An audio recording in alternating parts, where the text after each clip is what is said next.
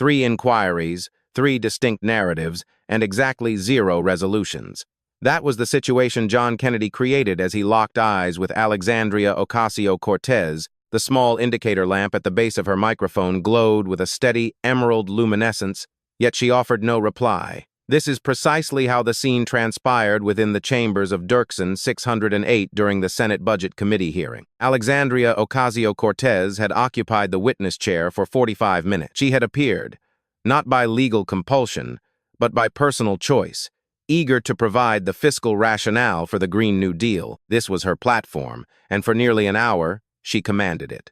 She spoke of her tenure behind a bar in the Bronx, recalling conversations with neighbors burdened by utility bills and medical costs. Her stance was that she had not journeyed to the Capitol to discuss abstract theories, but because of those specific, lived experiences. She referenced the International Monetary Fund, highlighting a figure of $7 trillion in yearly global fossil fuel subsidies. She pointed to the graphic, presenting it as undeniable math. The Capitol existed. It just required a reallocation. She recounted her defiance toward Amazon in Queens, resisting the world's wealthiest entity despite dismissals of her naivety, ultimately feeling vindicated when the firm expanded elsewhere without tax incentives.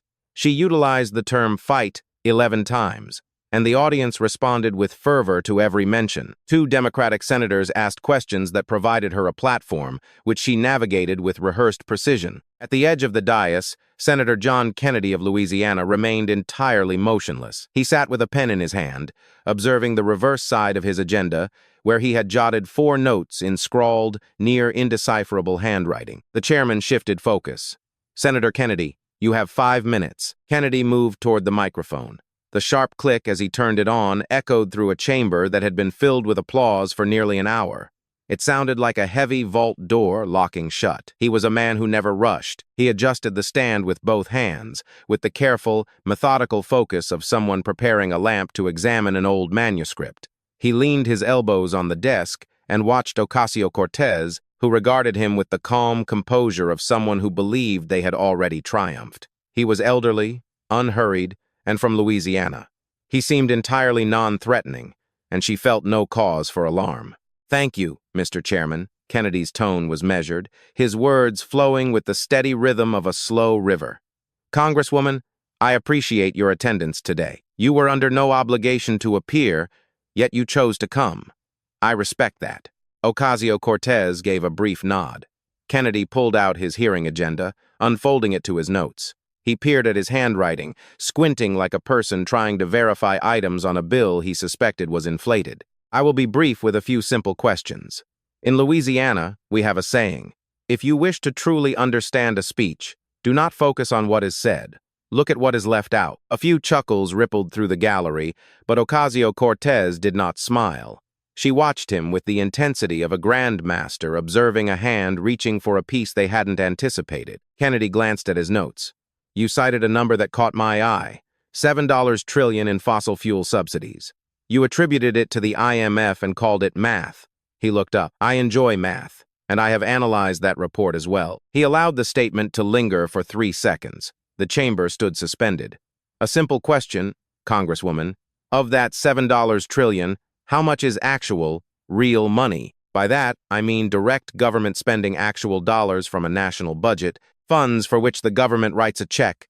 Ocasio-Cortez leaned into the microphone, her voice confident and ready. "Senator, the methodology of the IMF captures the comprehensive costs that society bears due to fossil fuel usage. This includes local pollution, climate degradation, public health burdens, and external costs. These represent real expenses borne by real people. The $7 trillion figure demonstrates what happens when fossil fuel corporations shift their true costs onto everyone else." Kennedy offered a slow, deliberate nod, the nod of a man receiving the exact confirmation he expected. "I understand all of that.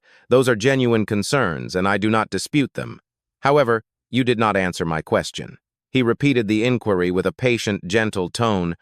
"What percentage of that $7 trillion represents direct government spending?" Ocasio-Cortez hesitated for a moment. She had the information, having researched the topic for years.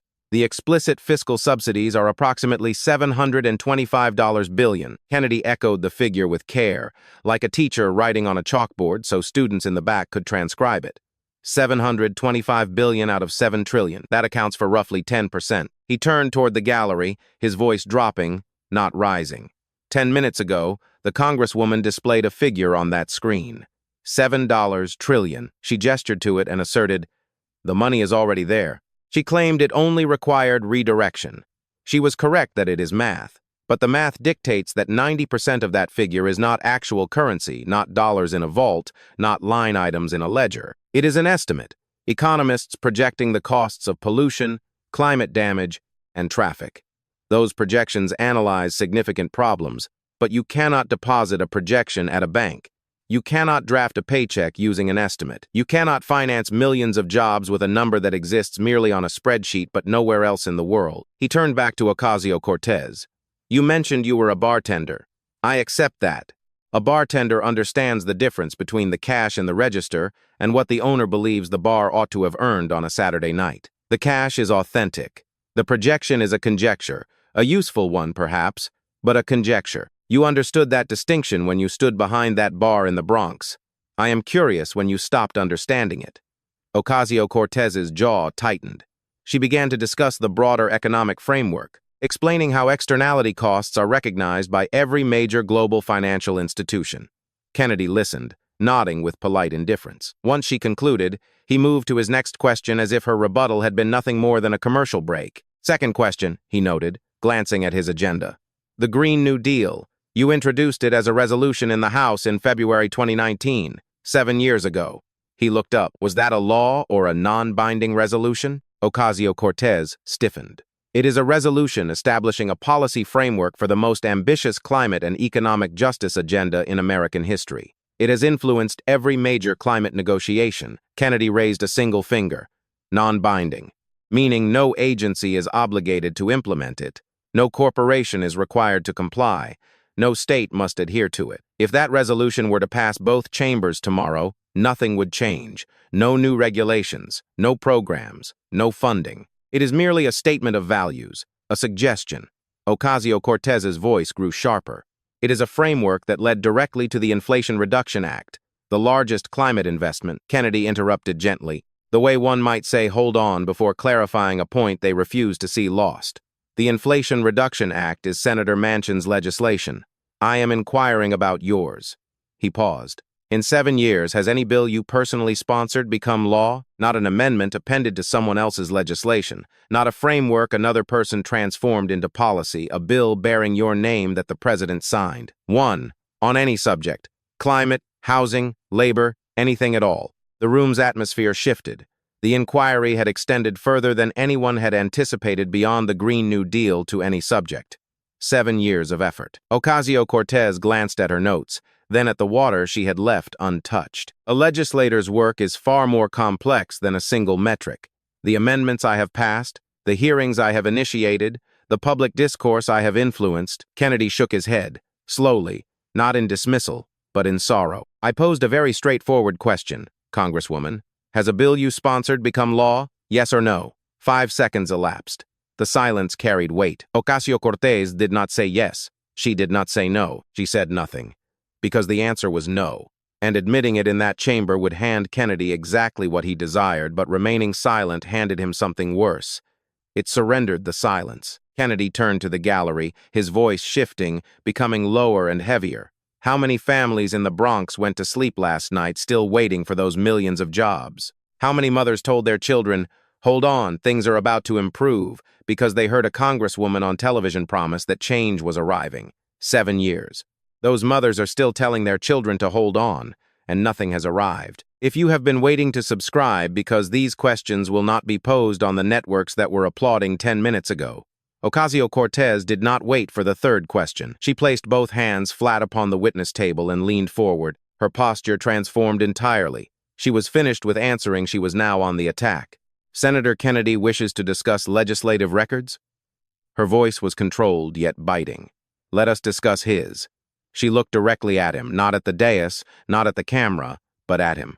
The senator hails from Louisiana.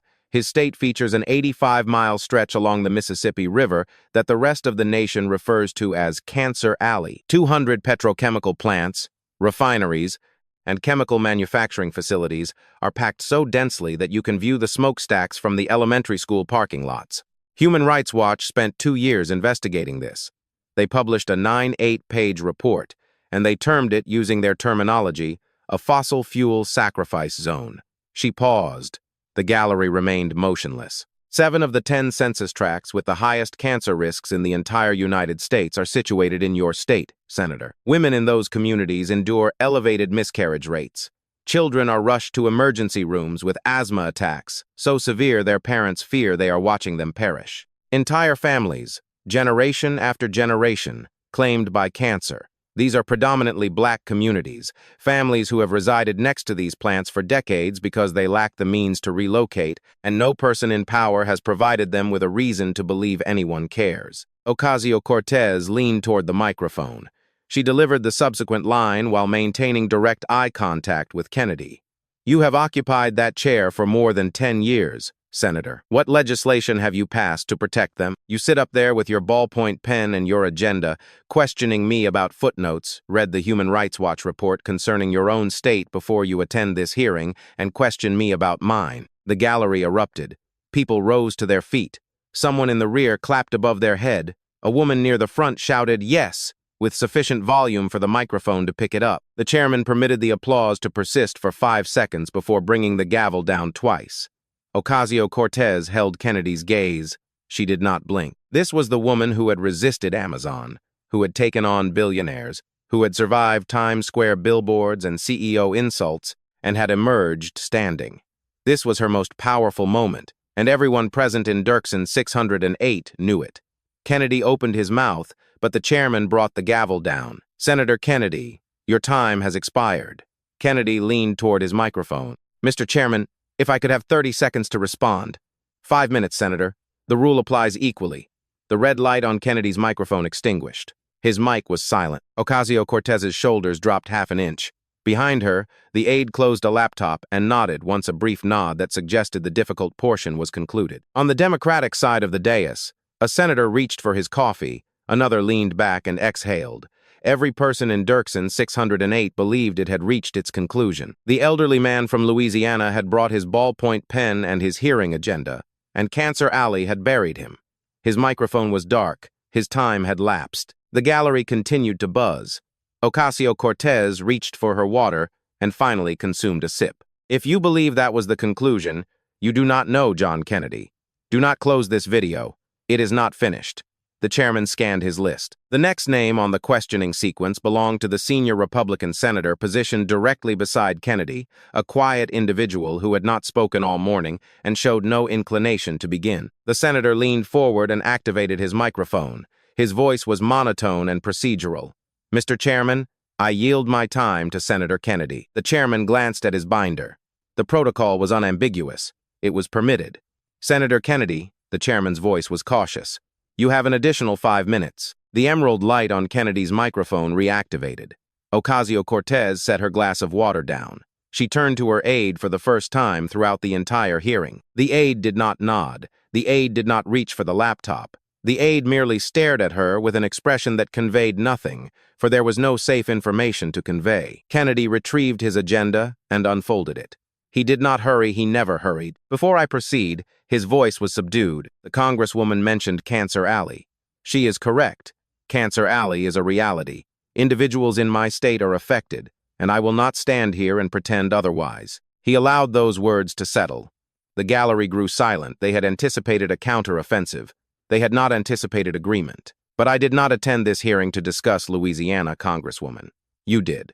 You arrived here voluntarily to present the economic justification for the Green New Deal, so let me return to the subject you requested to discuss." Kennedy placed the agenda upon the desk. He did not look at it again. "Final question. You obstructed a deal that would have delivered 25,000 jobs to Queens, with Amazon salaries averaging over $100,000 per year. The incentives were performance-based. If Amazon failed to create the jobs, they would not receive the tax benefit. You obstructed that deal. You informed this committee today, and I am quoting your words, 'We were right.'" His voice slowed. Each sentence arrived individually, like footsteps upon a quiet staircase. I am not here to debate whether Amazon was the appropriate deal or the incorrect one. Reasonable individuals can disagree on that. I am asking something more straightforward. He regarded her. After you obstructed 25,000 jobs, what did you replace them with? The question hung in the room like a stone dropped into still water, with ripples spreading outward. Did you propose an alternative deal, a different employer, a workforce development initiative for Queens, a job creation bill for the Bronx, a single piece of legislation that secured employment for a single person in your district, anything at all? Ocasio-Cortez spoke.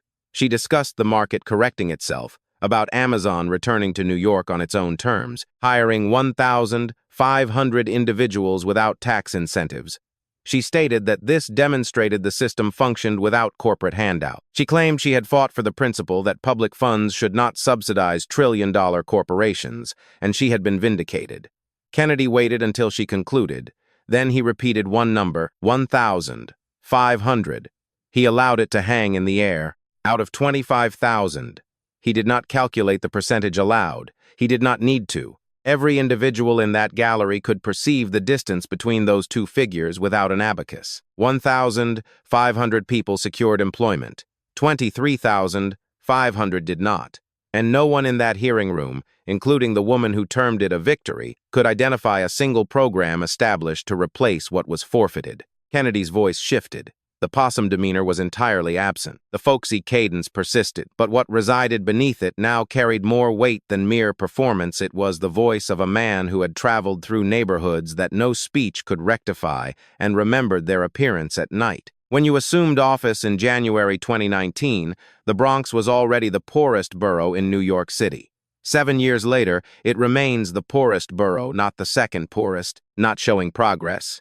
The poorest. 7 consecutive years.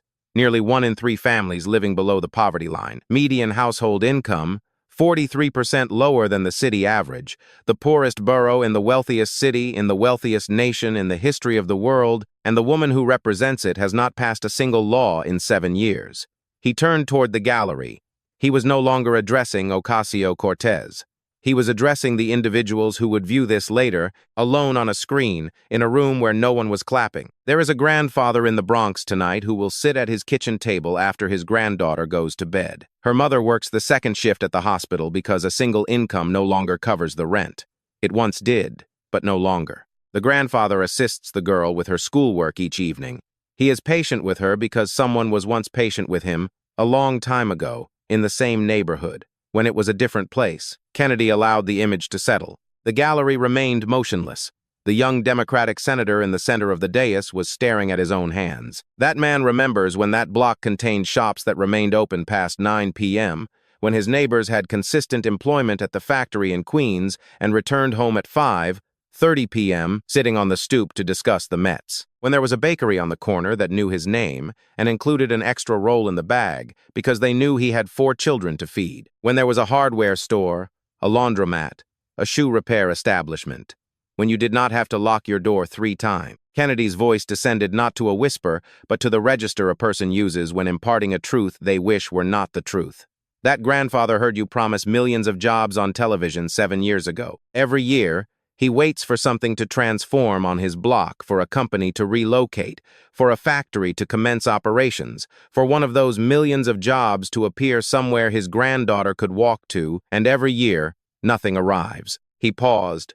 The room stood frozen. He requires one thing. He needs to know his granddaughter is destined to grow up in a place that is superior to where she is now, not the same, not worse, superior. That is not a significant demand, Congresswoman. That is the bare minimum. Kennedy observed Ocasio-Cortez. His voice was steady, unhurried, each word situated in its precise location. I posed 3 questions to you today. He raised one finger. What portion of $7 trillion is real money? You provided no figure. You narrated a story regarding externalities and the costs society endures. He raised a second finger. Have you transformed the Green New Deal into law in 7 years? You did not reply yes or no. You narrated a story concerning Republican obstruction and the Inflation Reduction Act, which is another person's legislation. He raised a third finger. What did you replace those 25,000 jobs with? You named no single program. You narrated a story about Amazon returning on its own. He lowered his hand. 3 questions, he observed her. 3 stories. He paused. Not one answer. The gallery offered no applause. They did not whisper. They made no sound. The silence that permeated Dirksen 608 was not the silence between sentences. It was the silence of a room that had just observed something it had not previously observed, something that had been present the entire time. Every time Kennedy requested a figure, she provided a narrative. Every time he requested a result, she provided a justification, and the individuals in her district who required something authentic, something they could deposit or clock in at, or commute to remained waiting, because narratives do not settle the rent. Kennedy observed Ocasio-Cortez. His countenance held no resentment, no triumph, no gratification. If anything, it held the gravity of a man who had posed a question he already knew the answer to and wished he had been mistaken. 7 years, not a single law. What do you possess? The hearing chamber went quiet, not the silence that occurs between speakers, but the silence that consumes a room when something has been articulated that cannot be retracted and cannot be answered. The chairman waited 3 seconds, 4. Then he spoke softly, the way one speaks when they know the answer will be difficult regardless of what it is. Congresswoman, do you wish to respond? Ocasio-Cortez's microphone was active. The emerald light glowed at the foundation of the mic stand. The C-SPAN camera on the left was framed on her face. The camera on the right held Kennedy in profile. Somewhere in a control booth, a technician waited to determine which feed to broadcast. Her aide slid a sheet of paper across the witness table. The paper produced a soft sound against the wood in the stillness of that chamber. It was the loudest noise anyone had heard in 30 seconds. Ocasio-Cortez gazed down at the document. Her eyes traversed it. She examined the microphone. She examined the emerald light. She examined the gallery where a woman who had stood and cheered 20 minutes earlier now sat with her hands in her lap. She examined the dais where the young Democratic senator was still staring at his own hands. She did not speak, not because her microphone was deactivated, not because her time had lapsed, not because the chairman had provided her silence. The microphone was active. The emerald light was visible to every individual in Dirksen 608 and every individual observing on C-SPAN from their living room, kitchen, or hospital break room. The chairman had invited her to reply. The chamber was anticipating, and the woman who asserted she stood against Amazon when the entire establishment attempted to crush her, who asserted she battled billionaires and emerged victorious, who asserted she feared no one, that woman sat before a live microphone in a United States Senate hearing chamber with the emerald light activated, the cameras operating, and the entire nation observing, and she elected not to utilize it. Ocasio-Cortez placed her hand atop the sheet of paper her aide had provided. Slowly, she inverted it, face down against the table. She did not peruse it. Whatever was inscribed on that document could not undo the previous 3 minutes. She understood it. Her aide understood it. The young senator, observing his hands, understood it. The chairman waited 2 additional seconds, then he reached for his gavel. Thank you, Congresswoman. Thank you, Senator Kennedy. The committee will stand in recess. The gavel descended once. The noise traveled across the marble walls of Dirksen 608 and dissipated into the variety of quiet that follows a door closing for the final time. 3 questions, 0 answers. If those questions deserve to be heard with greater volume, distribute this video. Reporters intercepted Ocasio-Cortez in the hallway outside the hearing chamber. Cameras followed her. Microphones manifested before her face. One reporter inquired regarding the hearing agenda Kennedy had been utilizing. Ocasio-Cortez shifted her bag on her shoulder. That was theatrics, she stated without pausing. He arrived with a script. A second reporter positioned himself before her. The camera behind him possessed a crimson light. Congresswoman, why did you decline to respond to his final question? Ocasio-Cortez observed the reporter. She observed her aide walking beside her. She observed the camera. She continued walking, no response. The camera trailed her for 6 additional steps before another reporter blocked her path with a distinct inquiry. She similarly offered no response. That was the second time in 1 hour she elected for silence when she could have spoken. The initial time, a room full of senators observed. The subsequent time, the hallway cameras did. The audience would observe both. Her staff released a statement that afternoon. It termed Kennedy's questioning a political stunt intended to distract from the climate crisis. It referenced the IMF report. It referenced the Inflation Reduction Act. It did not reference the 3 questions. It did not reference the 10%. It did not reference the 7 years. That evening, a 30-second segment traversed the internet. Kennedy posing a query, Ocasio-Cortez remaining silent, the emerald light on her microphone visible at the base of the frame. It was shared in excess of 2 million times before midnight. Her 45-minute presentation, the one the gallery had risen to cheer, the one featuring the IMF figures, the bartender story, the Amazon victory, and the word fight, utilized 11 times, was not shared at all. Nobody shares the speech. They share the silence. Back in the Bronx, a grandfather sat alone at his kitchen table. It was late, and his granddaughter had already been asleep for an hour. Her schoolwork remained spread across the surface, sitting quietly next to a glass of milk. She had been working on a mathematics worksheet, focusing on basic addition and subtraction, straightforward problems that always offered clear, unambiguous answers. These were the types of tasks where a student could easily verify their work and know with absolute certainty if they had arrived at the correct solution. As he sat there, he watched a 30-second video clip on his phone, a brief moment featuring an elderly man from a state he had never visited, asking a question he himself had been wanting to ask for 7 long years. This man did not understand the complexities of Cancer Alley, nor did he grasp the technical distinctions between explicit and implicit financial subsidies. He did not care about the intricate procedural regulations of the Senate Budget Committee, the parliamentary nuances of who yielded time to whom, or the specific details of what the International Monetary Fund had published the previous year. However, he possessed a profound understanding of what 7 years of waiting felt like. He was living it every single day, sitting at that same table, in that same apartment, and in the same neighborhood that, years ago, used to have a functioning bakery on the corner. He had spent years watching political speeches on his television, listening to grand assurances of a new economy, the promise of millions of jobs, and the firm vow that real change was finally arriving. Every year, he had waited for something on his block to change, for a help wanted sign to appear in a storefront window, for a new business to open instead of existing shops shuttering, and for his own daughter to come home at a reasonable hour. Instead, she was forced to labor through double shifts at the hospital because a single income was no longer enough to cover the basic cost of rent. With a heavy heart, he shared the clip with his daughter while she was on her work break, typing only one line beneath it. Someone finally asked. Following the conclusion of the high-stakes hearing, an Associated Press correspondent successfully located Senator John Kennedy in the hallway outside the committee room. With a direct inquiry, she requested that he reveal the contents of the handwritten notes he had been working on throughout the proceedings on the back of his hearing agenda.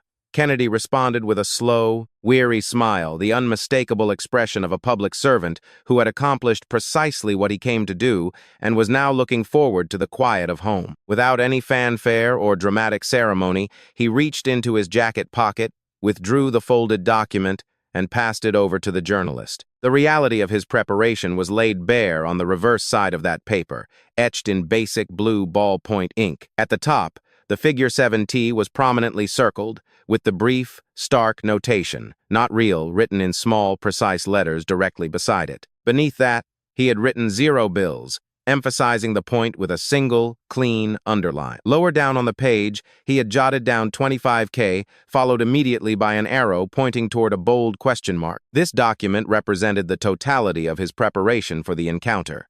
There was no lengthy, rehearsed oration intended for the cameras. There was no expansive, heavy binder bursting with deep-dive opposition research or pre-packaged talking points compiled by a massive team of aides. There were no sophisticated, color-coded tabs or highlighted passages designed to obscure the truth with bureaucracy. Furthermore, there were absolutely no complex charts, convoluted graphs, or dense expert analyses intended to confuse the public. It was, in its most honest form, nothing more than fundamental grade school mathematics, scribbled in a simple ballpoint pen on the discarded back of a free, generic hearing program. Yet, as the events of that day had so clearly demonstrated, that kind of foundational clarity is often all that is required to cut through the noise of modern political theater. It serves as a reminder that the most potent arguments do not always stem from elaborate, polished scripts or grandiloquent speeches, but from the ability to distill complicated claims into their most basic, objective components. If you identify as a person who genuinely believes that fundamental, objective math still holds greater weight than the most polished, eloquent speeches in Washington, then this specific channel is exactly crafted for your perspective. We are committed to stripping away the performative narratives that dominate our news cycles to focus on the reality of the results, or, in this case, the lack thereof. The transparency of Kennedy's notes provides a blueprint for how we should approach these issues, with skepticism of the narrative and a dedication to the cold, hard numbers that define our economic and legislative reality. We encourage you to join our growing community of viewers who value truth over theater. Please subscribe to the channel today to ensure you do not miss our upcoming investigations. Be sure to click the notification bell so you can stay updated the moment we upload new content. We invite you to come back and join us soon, as there are many more simple, yet devastatingly important questions waiting to be asked and answered. The silence that followed those questions in the committee room speaks volumes about the current state of legislative accountability, and we intend to continue posing the inquiries that others choose to avoid. Thank you for your support, and we look forward to exploring the facts with you in our next video.